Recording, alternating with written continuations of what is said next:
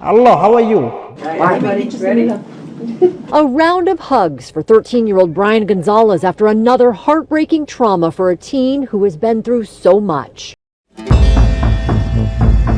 In Pomona, California, a 13-year-old boy faces an uncertain future after federal immigration agents detained his uncle and sole caregiver this week. My dad's like such a good person, and he's the one that always has to put up with the worst things. Bryan's uncle, Jose Oleaz, has been a father to him, raising the teen on his own after his wife Yesenia and his sister Alejandra were killed by a DUI driver 2 years ago. Jose Oleaz, who has lived in the United States for more than 20 years, was taken into custody by ICE during a raid on Wednesday. Yesenia, who is Bryan's biological aunt, was in the process of adopting him when she was killed.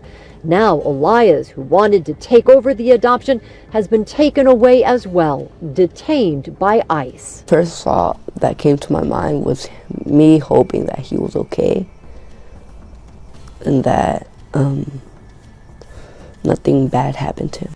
Family members say Oleaz, described as a devoted guardian with no criminal record, has been raising his nephew, Bryan Gonzalez, ever since the boy's aunt was tragically killed in a DUI crash 2 years ago. He's very responsible, very hardworking. He's the nicest person I know.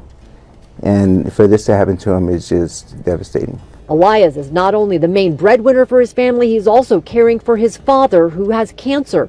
The 34-year-old taken in Wednesday during a raid in Pomona.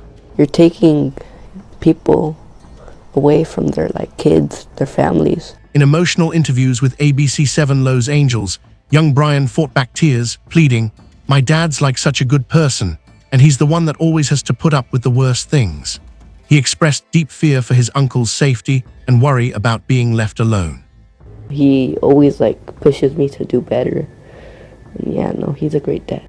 Detention is part of a widening wave of immigration enforcement actions across Southern California in early 2026, following the implementation of stricter policies under the current administration, including expanded use of the Laken-Riley Act and accelerated removals.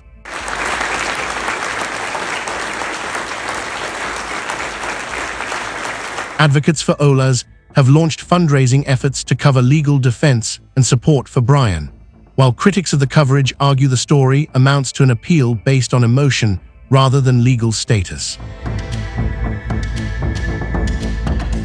ICE has not released further details on Oleaz's case, but officials maintain that enforcement prioritizes the rule of law and public safety. For now, a Pomona teenager who has already lost one parental figure is bracing for the possibility of losing another. Thank you so much for joining us on today's show. See you in the next one. Bye-bye.